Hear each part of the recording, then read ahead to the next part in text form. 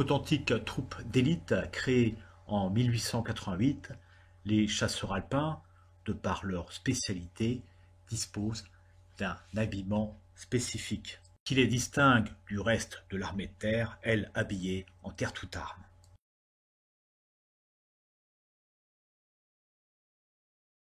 Par déduction, c'est en remplacement surtout des troupes de montagne modèle 1950 qu'apparaît l'anorak modèle 72. Merci à Patrick, ancien du 159e RIA, pour cette identification. Contrairement au surtout modèle 1950 qui s'enfile par la tête, l'anorak 72 possède une ouverture sur le devant et s'enfile comme une veste. Ce vêtement n'étant pas doublé, il s'apparente à un coupe-vent plutôt qu'à une parka. Voici l'anorak modèle 72, vu de dos avec sa large capuche. Examinons de plus près l'anorak 72. Utah, Paris 1976, lavé à l'eau tiède savonneuse, rincer à fond, ne pas essorer, faire sécher sur un cintre, au passage superflu. Nous trouvons une poche intérieure, pour le portefeuille par exemple, bien fermée avec une lanière de velcro. Donc la doublure intérieure, c'est un tissu là qui semble plutôt imperméable, une doublure imperméable. Voilà, ce qui n'est pas le cas de tissu extérieur, qui est quand même un tissu assez serré, qui doit avoir quand même des qualités imperméables. La trame est serrée.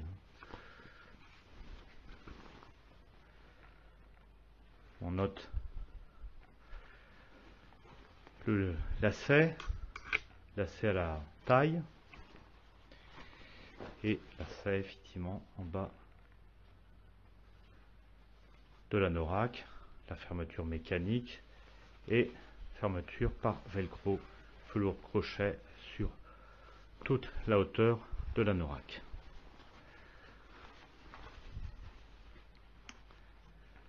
Les manches et bas de manches sont resserrées pareil par du velcro. L'étiquette de taille 92M. Et la capuche là est entièrement doublée. Ça se referme aussi avec un lacet de serrage.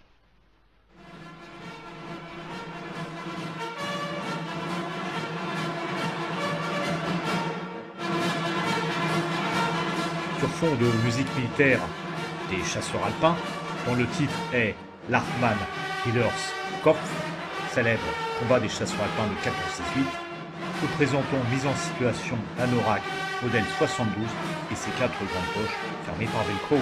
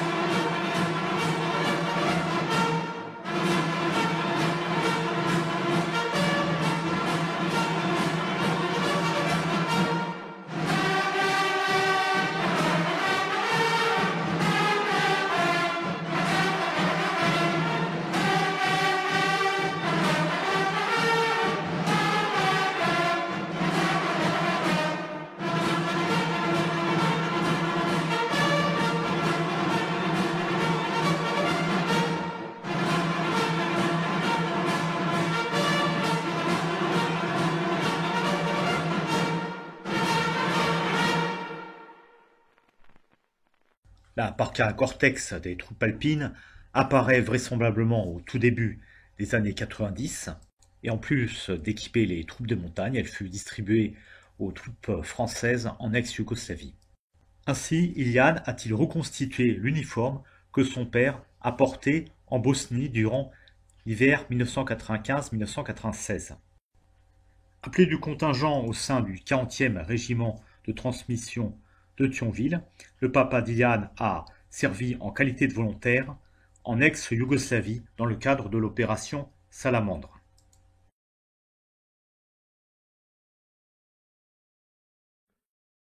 Pour apporter un surcroît de chaleur, un blouson polaire spécifique est prévu pour être porté sous la parka Gore-Tex des troupes alpines.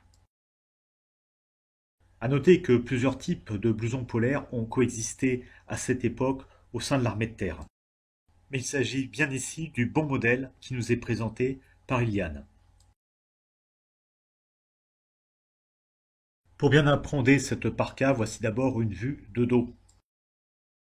Examinons maintenant l'intérieur de la parka Gore-Tex des troupes alpines.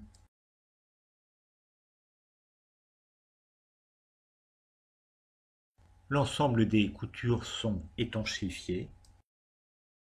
L'étiquette indique VTN pour Vêtements Techniques Nouveaux, un fabricant français hélas disparu. Attardons-nous sur les détails de confection de ce vêtement.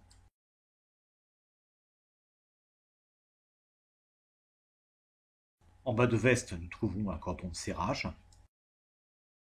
Les poches sont munies de soufflets. Fermeture à glissière mécanique et bouton pression.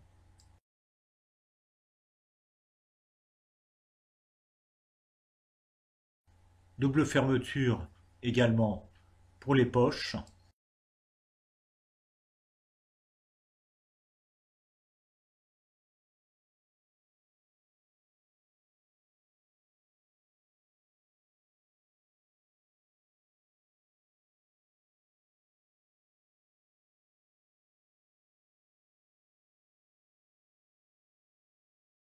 Nous notons la présence de poches intérieures.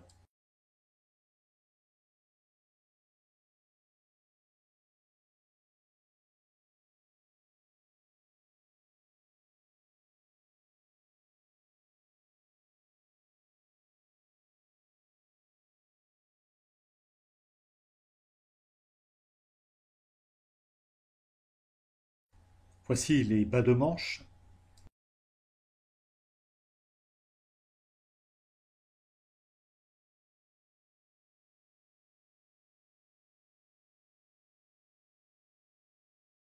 Reprenons des vues plus détaillées du blouson polaire, afin de mieux le cerner, afin de vous permettre de l'identifier si vous parvenez à en acquérir un exemplaire.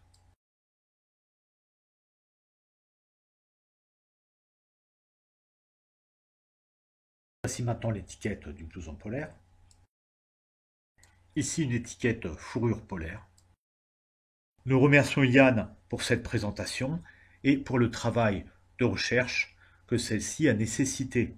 Je laissais là-bas, dans mon beau pays, j'ai laissé tous mes amis.